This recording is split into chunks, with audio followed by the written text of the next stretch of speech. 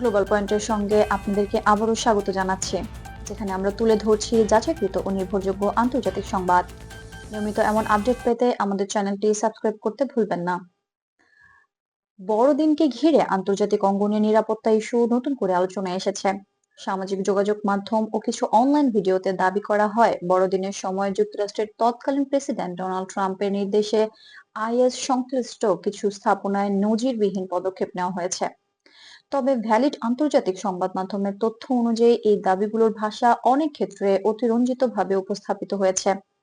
Reuters, BBC এবং associated প্রেসের প্রতিবেদনে বলা হয়েছে, যুক্তরাষ্ট্র দীর্ঘদিন ধরে আইএস সংশ্লিষ্ট গোষ্ঠীগুলোর কার্যক্রম পর্যবেক্ষণে রাখে এবং গোয়েন্দা তথ্যের ভিত্তিতে নির্দিষ্ট নিরাপত্তা উদ্যোগ গ্রহণ করে। এসব উদ্যোগ সাধারণত কোনো নির্দিষ্ট ধর্মীয় দিবসকে কেন্দ্র করে নয়, বরং চলমান নিরাপত্তা পরিস্থিতির মূল্যায়নের উপর নির্ভর করে পরিচালিত হয়। ভ্যালিড সূত্রগুলো আরো জানায়, কিছু ভিডিও ও শিরোনামে ব্যবহৃত নজিরবিহীন বা লন্ডভন্ড ধরনের শব্দ বাস্তব পরিস্থিতিকে পুরোপুরি প্রতিফলিত করে না। আন্তর্জাতিক বিশ্লেষকদের মতে এই ধরনের শব্দ ব্যবহারে দর্শকদের মধ্যে ভুল ধারণা তৈরি হতে পারে। বাস্তবে এসব উদ্যোগের লক্ষ্য ছিল সংশ্লিষ্ট গোষ্ঠীর কার্যক্রম সীমিত রাখা এবং সম্ভাব্য ঝুঁকি কমানো।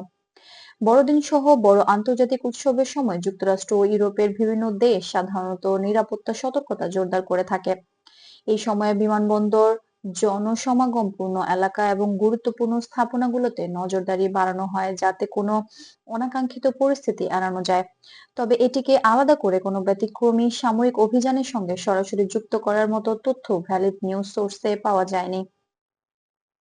আন্তর্জাতিক নিরাপত্তা বিশ্লেষকদের ভাষ্য অনুযায়ী আইএস ইস্যু এখনো বৈশ্বিক আলোচনার অংশ হলেও দীর্ঘমেয়াদে স্থিতিশীলতার জন্য শুধু নিরাপত্তা উদ্যোগ নয়, বরং স্থানীয় প্রশাসন, আঞ্চলিক সহযোগিতা এবং মানবিক সহায়তাও গুরুত্বপূর্ণ ভূমিকা রাখে। বর্তমানে প্রাপ্ত তথ্য অনুযায়ী সংশ্লিষ্ট অঞ্চলগুলো আন্তর্জাতিক পর্যবেক্ষণে রয়েছে এবং যুক্তরাষ্ট্র সহ সংশ্লিষ্ট পক্ষগুলো বিস্তারিত অপারেশনাল তথ্য প্রকাশে সংযত অবস্থান নিয়েছে। পুরো বিষয়টি নিয়ে আন্তর্জাতিক মহলে আলোচনা ও বিশ্লেষণ অব্যাহত রয়েছে।